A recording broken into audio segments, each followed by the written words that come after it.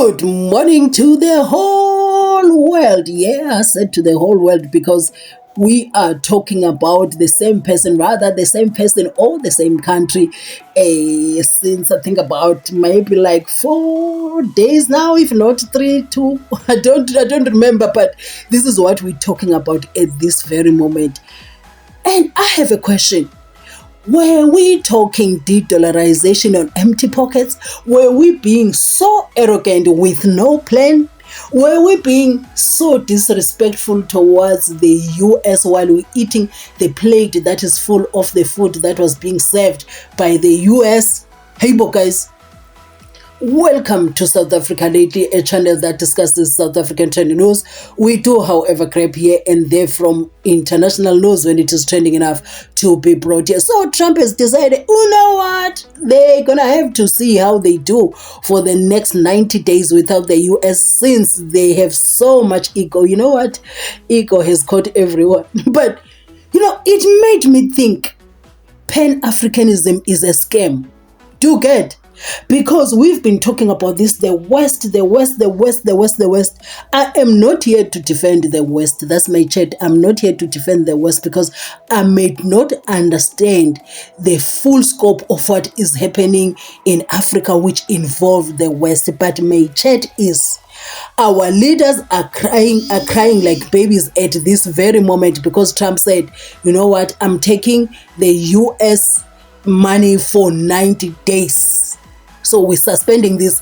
Everyone is weeping. So if we want to move away from the help from America, why don't we have a plan? We're being arrogant for nothing, no plan in place. I guys know. I don't want to talk about other countries that are affected by this. I just want to focus on Africa. That's where my problem is. I saw also the people from India are weeping. Hey, guys, no way. It ain't no way. Donald Trump must leave us alone. He must leave us alone. And the vuvuzelas were there to celebrate what President Cyril Ramaphosa was saying. Yet, we're still getting so much help from the US. Guys, our ego has to match our pockets. That's what I'm saying. Our ego must match our bank. Because at this rate, so what I'm going to do, I'm going to put us, to allow us to focus on something. There's another take, the Pan-Africanism take that says, Trump must take the US money. We don't need it because to begin with, they're giving us this aid so that they can control us. But we don't have anything. That's my chat. So there are other people who realize that, look, as this is happening, there are real lives that are being affected. It is all good to say, the US must take their aid and all of that. There are people who need that medication. There are people who need that intervention. There are countries that really need that help from the US. So if we talk about things like, they must keep their money because they are using us, they are using it to control us and whatnot. What plans do you have to intervene in the situations that need to be addressed of the people, of the real people? Let's talk about somebody who is on HIV medicine now, getting it from the government, and maybe that government of that particular country solely depends on the US aid. What is going to happen to that person while Pan-Africanists say, let the US take their money with no plans, with no contingency plan in place at all?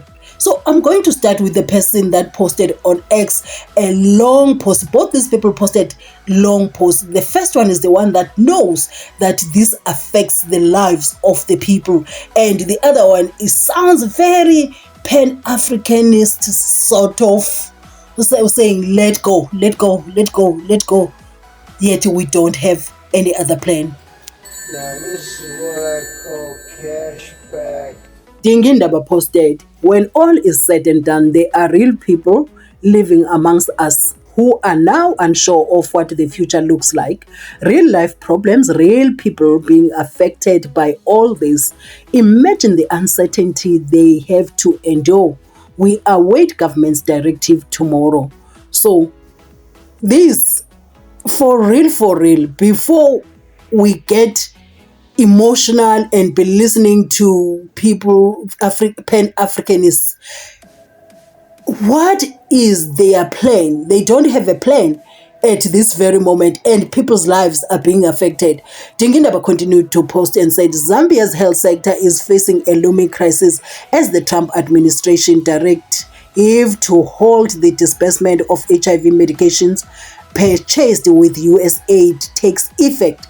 The move, part of broader freeze of foreign aid, directly targets the president's emergency plan for AIDS relief, a global health initiative credited with saving over 25 million lives. Guys, this is a serious matter. We don't need politicians to be telling us what and what and what and what and what. People are being affected immediately. Imagine the medicine that is already there is being halted. For Zambia, a country heavily reliant on PEPFAR support, this decision threatens to reverse decades of progress in combating the HIV epidemic. From inception, it is important to mention that Zambia's citizens are and must always be the responsibility of the Zambian government. They are not entitled to any other country's taxpayers' money. In fact, that's the conundrum. Nonetheless, no single country on earth should ever have to endure such an abrupt uncertainty. No single country should have that kind of power over another. Perhaps it is time we seriously have that conversation before we pick up our begging bowl to the next rich uncle. That aside, let us look at what's actually at stake now. Since its inception in 2004, PEPFAR has been a cornerstone of Zambia's national HIV response. The program has contributed to over $6.7 billion to the fight against HIV, enabling more than 1.2 million Zambians to access free, life-saving antiretroviral treatment. This support has halved annual HIV-related deaths and brought over 86% of HIV-positive Zambians to undetectable viral loads, effectively holding further transmission. See, guys, that's what I'm saying. At the end of the day, it proves that our black leaders in this continent, the entire continent, can't lead. The support has halved HIV-related deaths and brought over 80% of HIV-positive Zambians to undetectable viral loads, effectively halting further transmission. Just last year, the U.S. government announced $367 million on a new support towards Zambia's national HIV response over the next year. So, guys, people's lives are really affected by this. As I'm saying, our African leaders, they seem to be unable to lead correctly. The entire continent is on its knees. They've been talking de-dollarization together with other countries that maybe can self-sustain. I don't understand them. I really don't. And the freeze on aid disrupts the supply chain of HIV medication, leaving clinics across Zambia and indeed the rest of Africa with drugs they are now prohibited from distributing. This abrupt halt jeopardizes the lives of millions. This is true. The lives of many people now who depend on that aid is being affected. This goes back to the leadership of our own continent. Why are we in this situation? Why? Guys, particularly vulnerable groups such as children, adolescents, and young women who already face significant barriers to accessing care. For these populations, the suspension of aid could mean a resurgence of the epidemic, reversing hard-won gains. We can very briefly also glance at the fact that there are thousands of Zambians working in various roles across the US-funded health programs in Zambia, particularly focused on HIV/AIDS prevention and treatment initiatives due to the high prevalence of HIV in the country. This includes healthcare workers, community mobilizers, program managers, and administrative staff. Some of these people have already been asked to work because there is no work for them now. Guys, please, this is serious. Zambia's health sector is already burdened by funding gaps and a heavy reliance on external donors.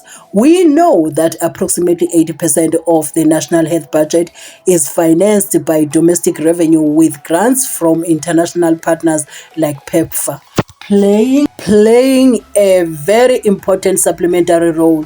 The government has over the last 2 decades not had to worry about art funding, which they effectively must worry about now. That's the thing.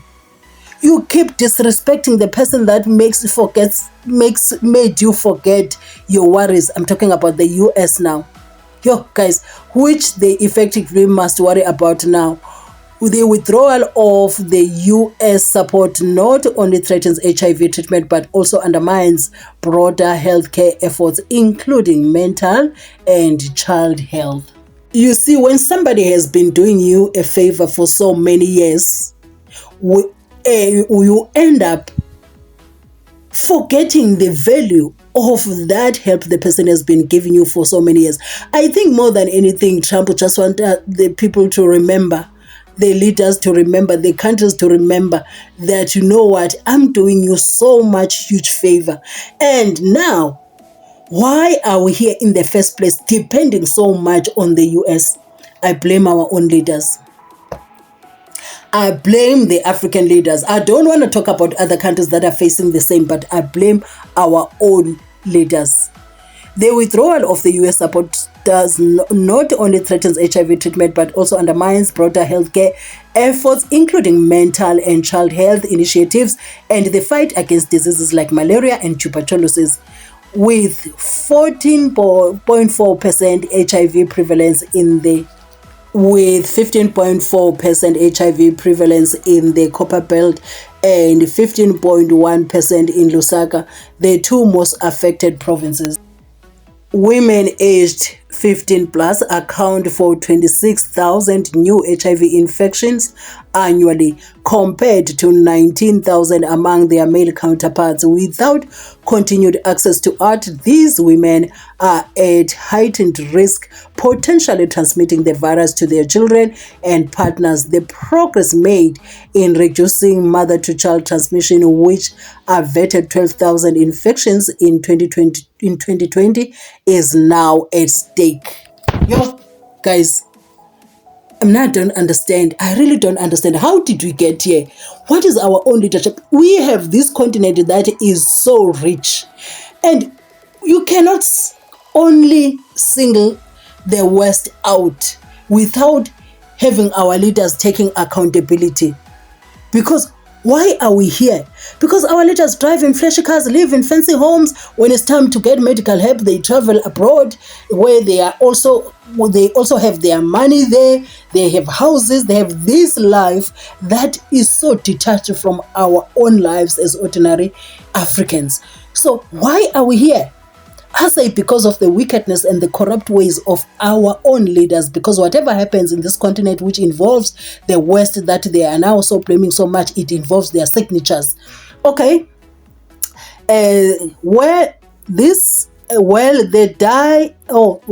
die is cast now at Zambia must now confront a dual challenge, addressing the immediate fallout of the aid freeze while exploring alternative funding mechanisms to sustain its HIV response. However, with 16% of the 2025 national budget already financed through borrowing, the government's capacity to fill the gap is limited. Guys. Yay! You know, if there's anything that was done by the actions of President Trump at this moment, it has exposed the dependency of Africa on America so much. Why, guys? Why? Yo, hey, it is in fact a huge blow, and the state has its work cut out for it. The government is responsible for their people, so they must always make a plan. See what I mean about Pan-Africanism sometimes? This one says, for the record, Trump's decision to halt all foreign aid, no matter how haphazardly enforced, is good for you as an African. The fact that so many African healthcare programs are dependent on USAID funding in the first place is not down to American benevolence. It is, in fact, a deliberate US foreign policy decision to make your essential system dependent on the US government so that Washington DC gains functional control over the day-to-day running of your country, much like how a drug dealer gives the victim the first dose of heroin for free, knowing that the victim's body will become psychologically dependent on heroin and they will die without it, which will make them do absolutely anything for the drug dealer. Your African government is currently that heroin addict, and the US government is the drug dealer in exchange for that hit.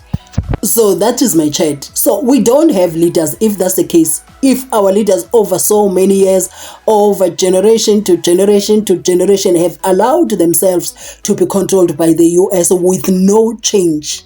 No.